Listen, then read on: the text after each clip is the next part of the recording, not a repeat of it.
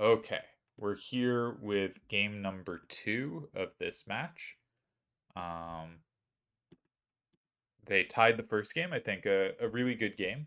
Um, I think Delhi has just been kind of untouchably good this tournament for just like quality of play throughout a tournament where he's going far. Like, okay, in some of the TTACs he went out. In the TTAC he won, that was the only TTAC he lost a game in Open. I think his Open play, if you want to just like look at anyone's play in a specific tournament, um, Delhi's Open play in TTACs has been like untouchable, except in the TTAC he won, where his closed was untouchable. Um, which maybe says something about TTAC, but uh, I would like to. I'm gonna go be checking in on the last game that was played. I think it is very likely it was flawless, but I'd like to confirm because I think that's a fun way to start a match.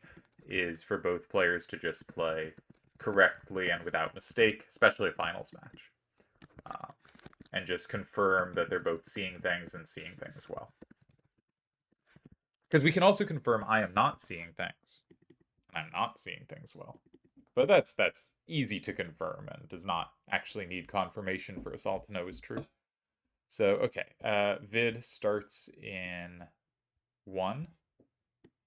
Delhi plays in 3. It says very low pressure off its starter, but also, like, what were you going to do with that hand? Delhi plays in 3, and immediately Vid has posed problems. Over 2/3 of his moves in reply are losing. Vid plays in 2, which seems a very reasonable way to clarify it. This does hold the tie. Delhi plays his move in 6. Vid has 3 ties. I was looking at 4 and a little at 5. I did not look at 7. There is a tie in 7 in that game. 7, 8, 4, 1, and 7, if you go back to the prior game. After the L is set up, was a tie. There is one tie in 5, and there is one tie in 4. The tie in 4 was actually the move I was looking at, and I got scared off it. Bad job to me.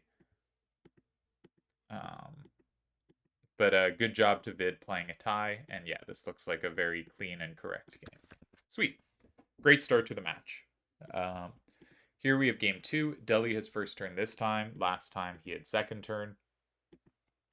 Um, he has some opposite corners to work with. You could argue he has a card for each corner in a horizontal vertical if you squinted and decided 3757 was a card for 3. Now, do his cards actually play well together? Because cards that are like sort of corners for opposite corners don't always click at all. Not clear to me. We'll see if he can make it work. I see some 2s that could maybe exist off each other. Unclear to me. Vid's hand, his 8821 does not have a safe home. That's very important. Okay, so Deli uses one of his big corners. He has a recapture in 2. He does not have a recapture in 4. He is instead saying, if you play 5718 in 2, I can combo it with 7528. And if you play 1668 in 2, I can combo it with 3757. We should not end our calculation there. We should say, is there a combo back in 6? There is not a combo back against either of those moves in 6. All right. We should also ask if Vid has a way to attack it from 4 himself. Not clear. But I would note that Delhi now has 2 cards committed to defense. So if Vid were to play in 7, Delhi kind of, if he wants to block 4, has to hold on to both 3757 and 7528 to cover the captures. He doesn't have to, but there's a strong incentive to, and especially to hold on to 7528 because 5718 in 2 combos. And that makes it really hard to go next to the card in 1. However, that shouldn't be a problem because Delhi can block 4 with like 7841, and he is happy to have used that card there.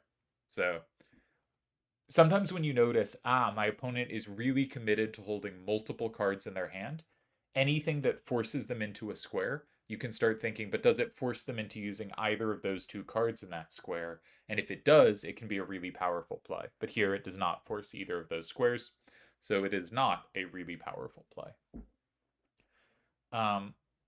Okay, another idea is to go 3, get rid of the square that is bad for you. But if you go 3, I think Deli is very happy to go 2 and say, you don't have 4, I'm just blocking in my starter. Another question, of course, is there a setup in 5? This is probably the thing I think a majority of players look for first. And there is. I don't feel great about it. Let's check if there's more than one, because I don't feel great about the first one I saw.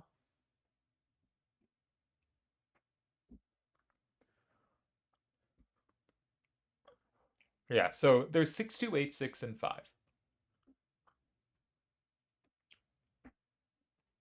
This has some huge upsides. 8, 8, 2, 1, and 2 is very powerful. It flips both cards. It cannot be immediately captured. Maybe something could combo through and take it, but that is a great card to land into. It also sets up 2 different cards in Vid's hand in 4, 5, 7, 1, 8, and 6, 8, 4, 5, and does not set up any cards of Deli's hand. And it sets up a plus wall in 8 for 6, 8, 4, 5. So the upsides of this move are really large. And actually, the main downside is that you have very clunky captures in 4. Both 5, 7, 1, 8 and 6, 8, 4, 5 leave a low number facing out that the opponent can maybe work with and take and be safe with. But your 1, 6, 6, 8 actually covers everything in 7. So my initial instinct is always, boo, I do not like moves in 5. And then someone makes a move in 5, and I go, oh, this wasn't so bad. This is partially, I was talking about this in a recent video, but this is partially because the less you play, the more you rely on your kind of vague heuristics. All your like, it's so interesting. If you have like, say you see a corner starter and your preference is like, say you're me, right? So you have somewhat of a preference for adjacent moves if they capture 2 and 4, adjacent corners 3 and 7, and you tend not to like 5, 6, 8, and 9 very much, except in specific situations. And like, I think 9 is a very good move. 9 is my favorite of those options, but I tend to look there after I've looked at the other squares I just mentioned. Okay, that's your preferences. But when you're playing actively, you are seeing possibilities and reasons to go in all those squares. And then the less you play, the more you're like, grr, I don't like 5, 6, and 8. Like, you become this kind of like stubborn, simplistic person that is like, but I don't like moves in those squares. And instead of, but I don't like moves in those squares, meaning like you look at them and sort of like treat them as 5, 10% worse than moves in squares you do like, you're treating them as like 30% worse, 40% worse, like almost never play them. And that's really silly and bad thinking, and I don't like that I do it. Um, so if you can find, so what I think it should instead, how thinking should kind of work is, you have the squares you like to look at in response to something and you check them first. But if you're not finding things you're happy with there, and you see something that is promising in a later square you check, you still go for the promising move. The way you downgraded it was you checked it later in your calculations, and maybe you slightly downgrade your evaluation of it. You say, okay, that looks like it sets a bunch of things up, but going in 5 gives my opponents lots of room to direct the game, to choose the course of it in a way I don't like to allow. But yeah, 6, 2, 8, 6, and 5 looks like a good move. And I think there's a very good chance it's what we see, given Vid's combo-oriented style. And that I think his cards actually play pretty well off it. Okay, I did not predict this. So he does cover 7, 8, 4, 1, and 7, which we pointed out in the other line. Though there, if 6, 8, 4, 5 had landed in 4, it would have flipped 1, which seems useful. I am very skeptical of this. It doesn't give up either capture. It does cover 7.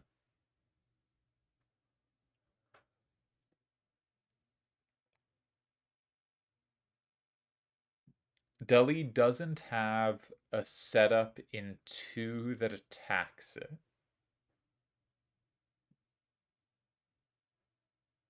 So it's better than my first sort of instinct.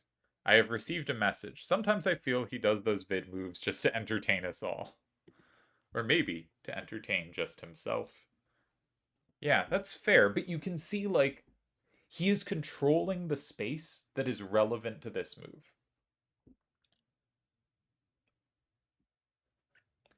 My biggest worry here is if Deli goes in like two, and say Deli goes in two with kind of like weak numbers facing out that Deli has an easy time recapturing. Actually, kind of hard to pick a card that does that, but say 3757.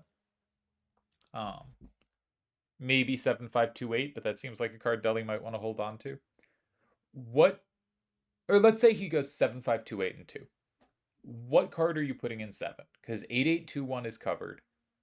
But either card Deli would put in 2 gives up one of his captures. So you do get safety in 7 against either of the obvious cards in 2. Very interesting. My instinct with Deli, by the way, is to go 7, 8, 4, 1, and 9. Straight up. I don't think it's a good instinct. I think Vid could play maybe 5, 7, 1, 8, and 7, and you can't capture it from 8 because Vid is a plus and 5. Oh, this could be very promising for Vid, actually. I don't I don't see a clear path here. Like, if we just think about what the squares do, if you go in 2, you either use up one of your cards that attack 7, and you're going to have one safe card in 1, and Vid will have one safe card in 2. Incidentally, I think this means you probably should end up going 2, because I think that position, while somewhat unpleasant, is probably better than any of the other positions I'm noticing.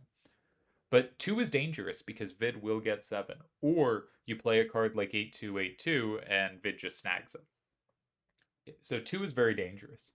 If you go 3, you have given up your combo potential against 2, and now Vid can freely go into and just snag 1, and you have no obvious compensation for that sacrifice.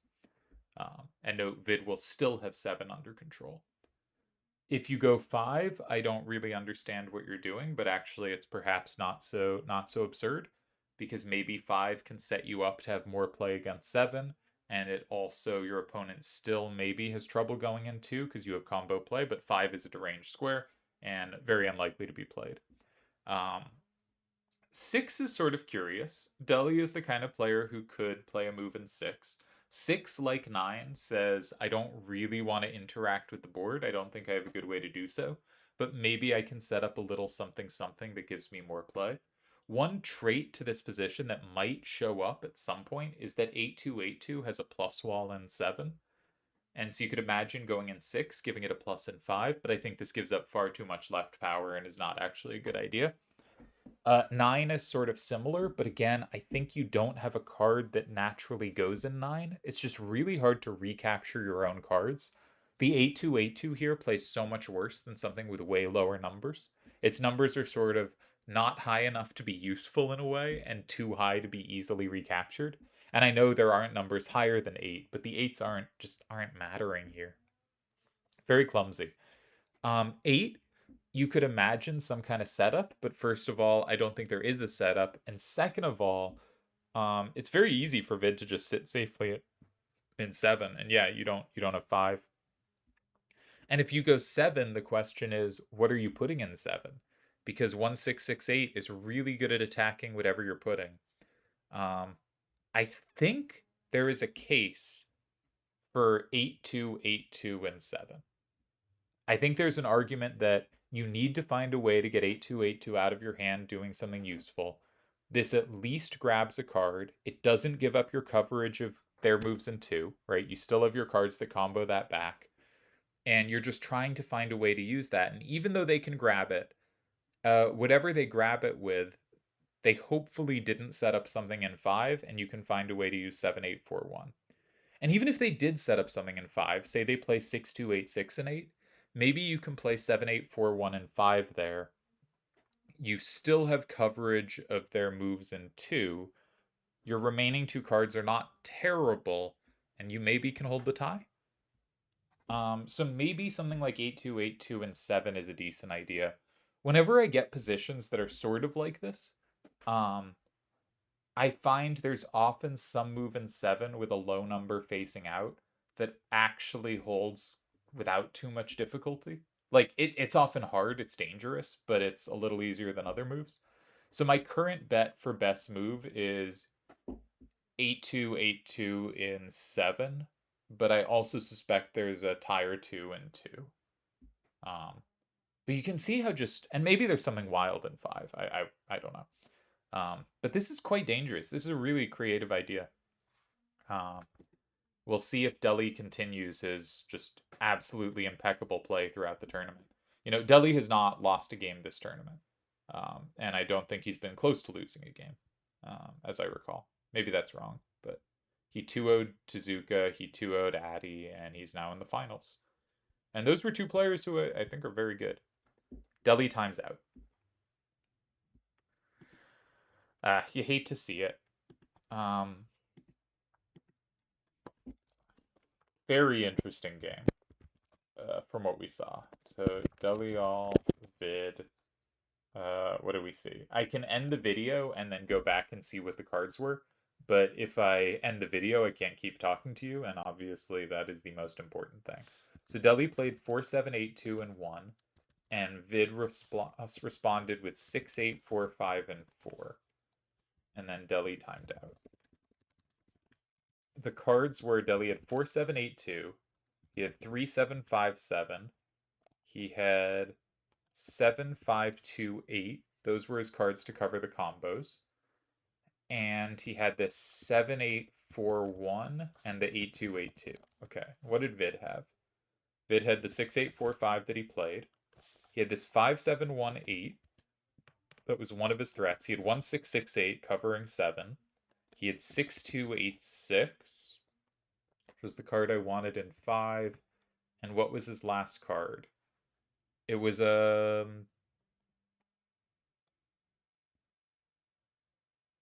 I'm trying to remember what things were achieved on the board, because it was presumably something that did something in some variations. 6-8-4-5 was played in 4.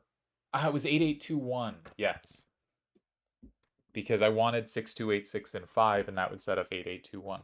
Okay, not the worst memory I've ever had.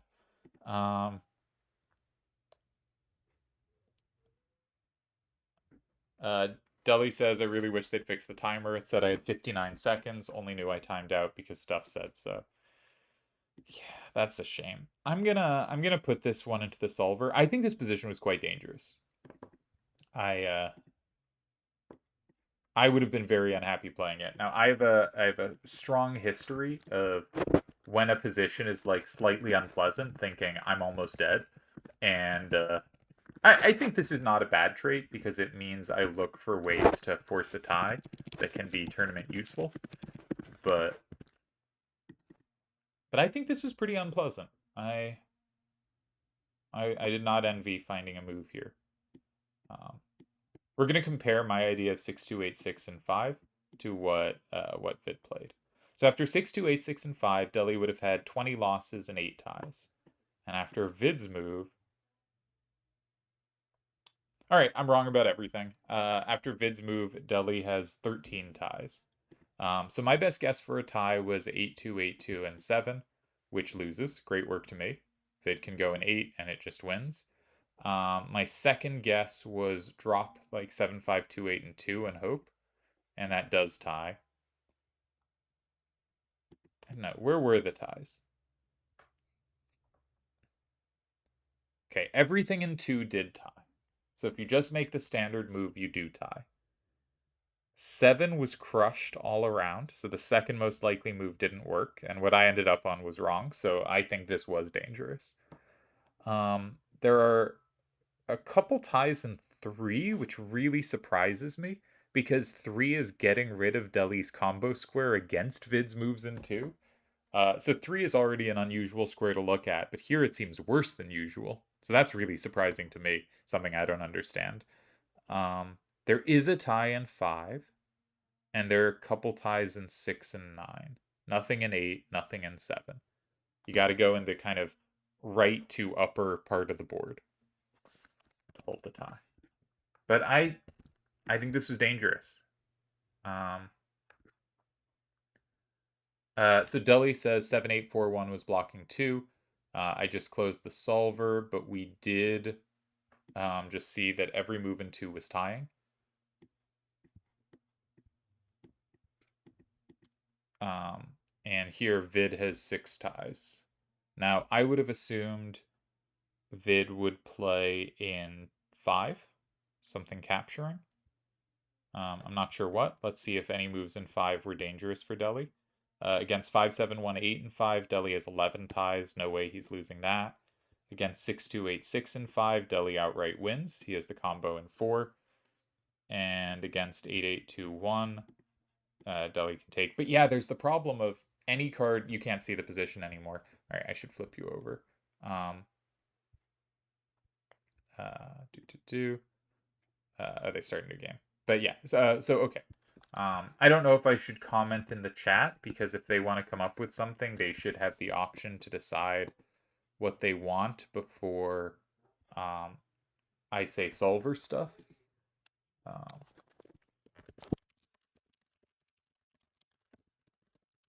all right, I have to go sometime around 2 and it's 1:50. Um, so I have to go soon. But yeah, I think that should have been headed towards the top. And now we have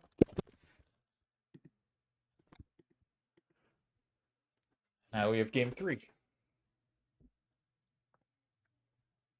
All right, everyone has 8 corners for 1, an ample supply, but it is covered.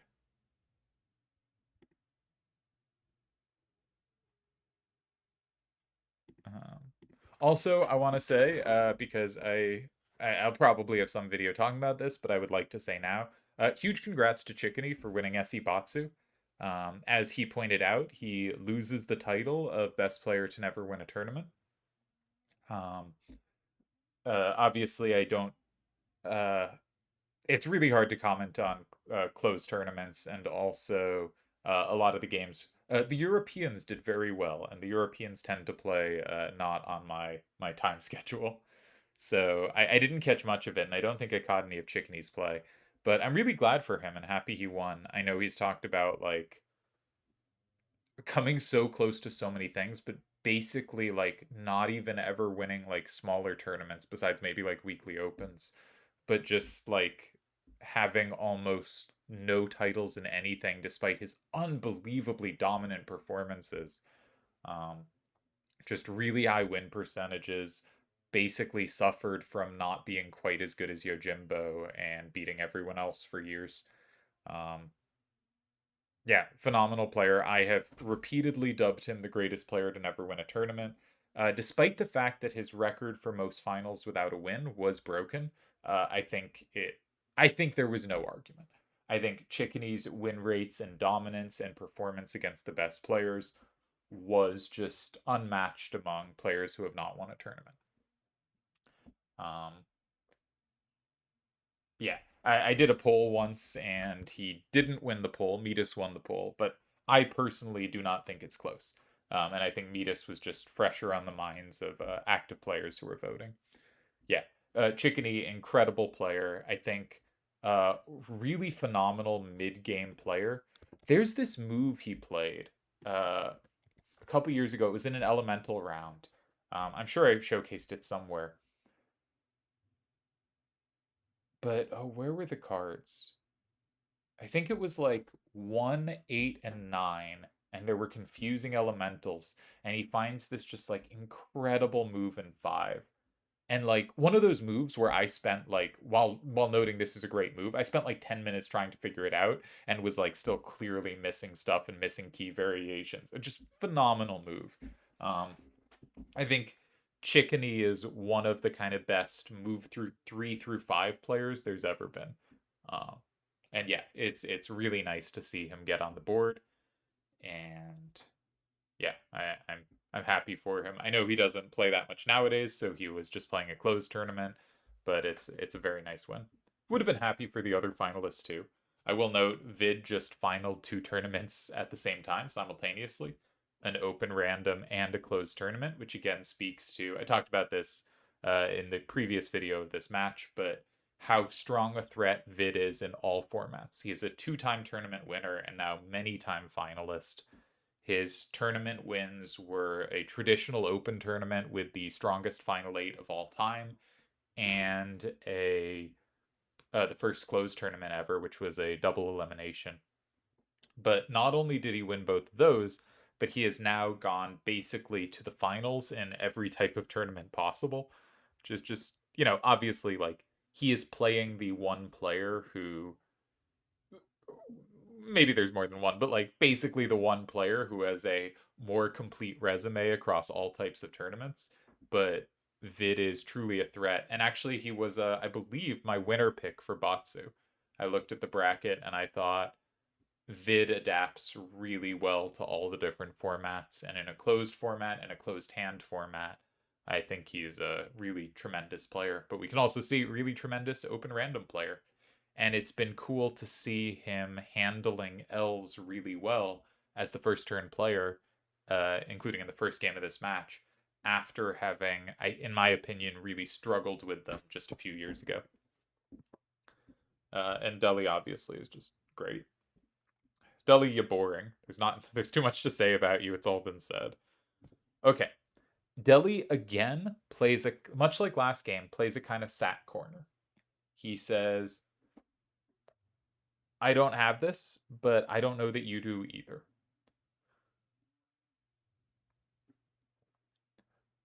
Now, against 2883 3 and 2, he does have a combo back.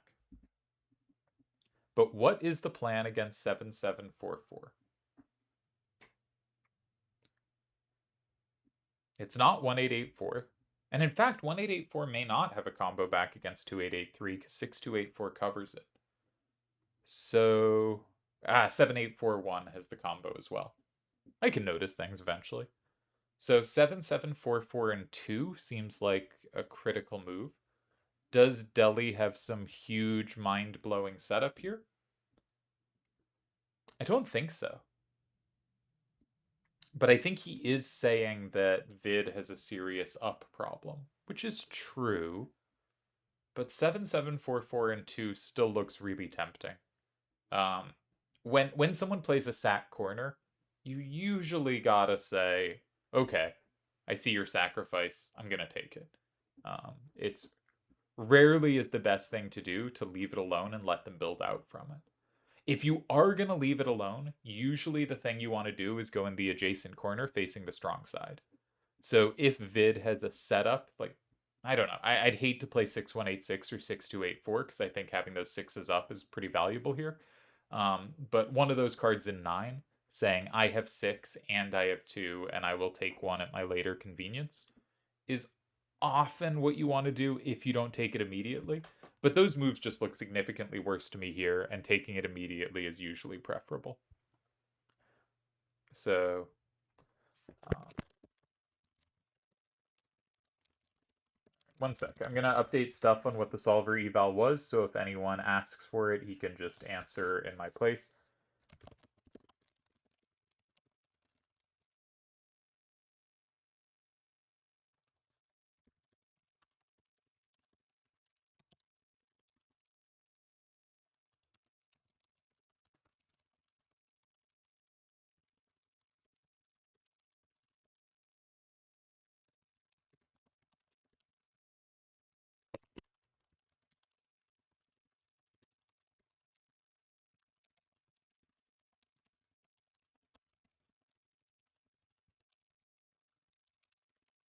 On that last game, I think it's pretty clear from just quick check with the solver and the fact that every move in 2 tied. Because 2, a lot of the moves in 2, and especially the one Deli played, he was sacking 2 towards 5, but 5 was hard for Vid to play due to 4 having combo potential from 7 with 8282. So I think I underestimated the value of that plus wall with 8282, which I was only getting to at the very end of my thinking, and yeah, I think was pretty important to those lines in 2 working. Okay. We will be disappearing soon, so I'm not going to catch all of this game, sadly.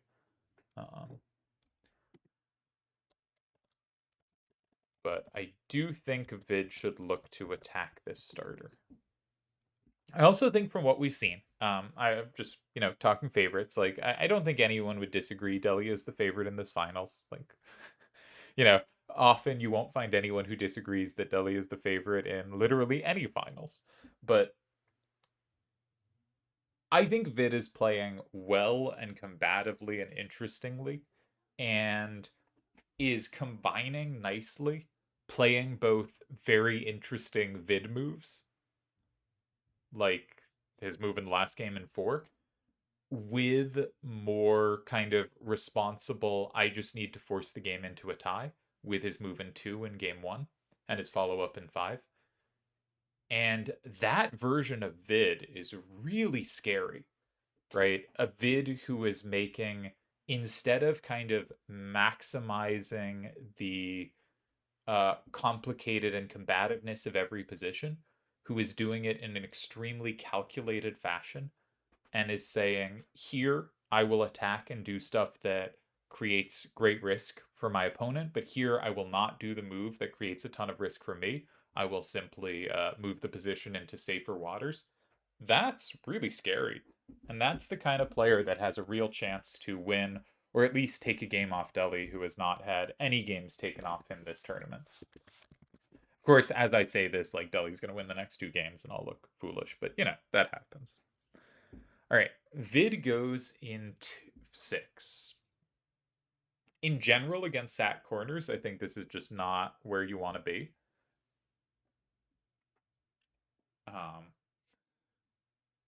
But once again, let's assume Vid is often going to make moves where I'm going to say, in general, this is not where you want to be. But in specific, it has a lot going for it. So one thing it is going for it is anything Delhi puts in 2 starts setting up a combo chain. Now, does the combo chain actually play? Not clear, but it certainly exists. So if Delhi were to play 1-8-8-4 and 2, Vid would have 2-8-8-3 and 1, but Delhi would have 5-7-8-2 and 5. That's not the end of the variation. I would note Vid does not have a recapture in 9 for the card in 6. So it's possible there's some kind of play in 5 here, though that's usually pretty unlikely. What a weird move. Yeah, this is going to be a good time for me to stop the recording and run away and just leave you with this strange position because I don't really want to figure it out. But we can sort of do the thinking we did last time of kind of going through the squares and figuring out where Delhi wants to be. And I think that's a useful project, but I don't think I have the time for it today. So I will leave you with this quite curious position and say I think the 2 games so far have been, and this third one is shaping up to be, quite interesting, quite creative. A lot of the creativity coming from the vid side, which is a little unusual in Delhi games because Delhi is obviously an extremely creative player. But I would note, the solver does some creative stuff, but also it just often just makes the standard moves perfectly. And that is what I think Delhi has done throughout this tournament. Is just done everything really precisely and well. And every line he is given, and this continues in that last game where he timed out, is just he gives the correct move and he gives the correct variation. And I have never seen Delhi as often on the same page as the solver as he's been this tournament. That doesn't necessarily mean it's like the best he's ever played or the best he's ever played in the return, but it has been, and it's just 6 games, but it has been a remarkable. I think he has 4 wins and 2 ties so far in the tournament. Been a really remarkable run entering this round. So now I'd call it maybe 4 wins, 4 ties. So Vid has already, I think, if we count that second game as a tie, has already tied Delhi more than the rest of the tournament did. Which is to say, yeah, I think Delhi is playing phenomenally well. All right. I got to leave you here. Maybe I'll leave. No, I'm just going to end the recording.